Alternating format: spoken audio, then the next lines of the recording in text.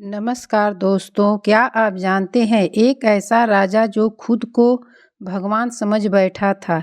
एक ऐसा बेटा जिसकी भक्ति ने आग को भी हरा दिया। जानिए कैसे जली बुराई और अमर हुई सच्ची आस्था। 2026 में जानेंगे होलिका दहन कब है।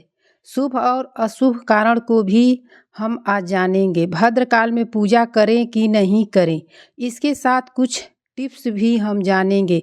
तो चलिए फिर जानते हैं होलिका दहन 2026 में कब है। होलिका दहन मंगलवार 3 मार्च 2026 को मनाया जाएगा। फागुन पूर्णिमा तिथि 2 मार्च की शाम से शुरू होकर 3 मार्च की शाम तक रहेगी।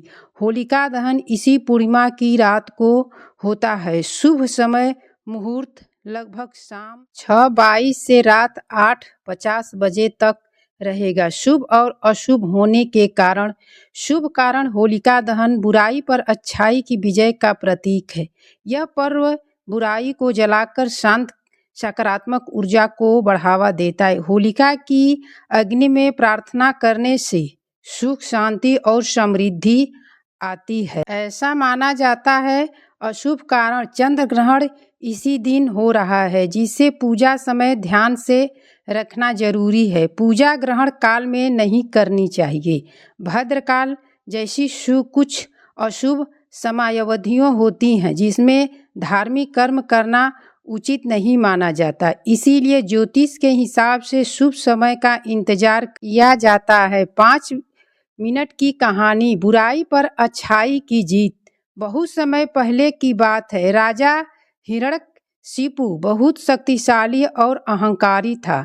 उसने सोचा मैं ही सब कुछ हूँ, कोई भी ईश्वर नहीं है। इसीलिए वह अत्याचारी और बेटा कुटिल हो गया। लेकिन उसका बेटा प्रहलाद ईश्वर में बहुत विश्वास रखता था।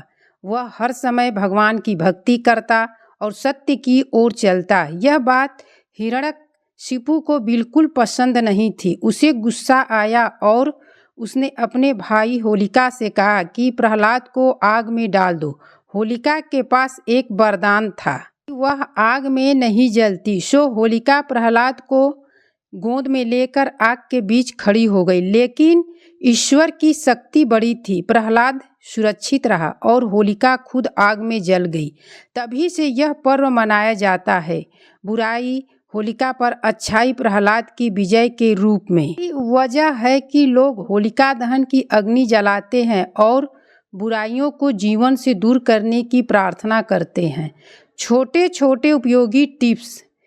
श्रेष्ठ समय देखें, शुभ मुहूर्त के बाद ही अग्नि जलाएं। भद्रकाल और ग्रहण काल के दौरान पूजा न करें। लकड़ी कोयला की जगह सूखी गन्ना गोबर के उपले अग्नि के पास सुरक्षित रखें। बच्चों को जाने न दें। होलिका दहन के बाद घर को साफ सुथरा रखें और सकारात्मक विचार रखें। तो दोस्तों, ये छोटा सा सुझाव मेरा आप लोगों को कैसा लगा? अच्छा लगा हो तो प्लीज़ एक लाइक कर दीजिएगा और चैनल पर पहली बार हैं तो चैनल को सब्सक्राइब कर लीजिएगा और बेल आइकन बटन को भी प्लीज़ ज़रूर दबा लीजिएगा। और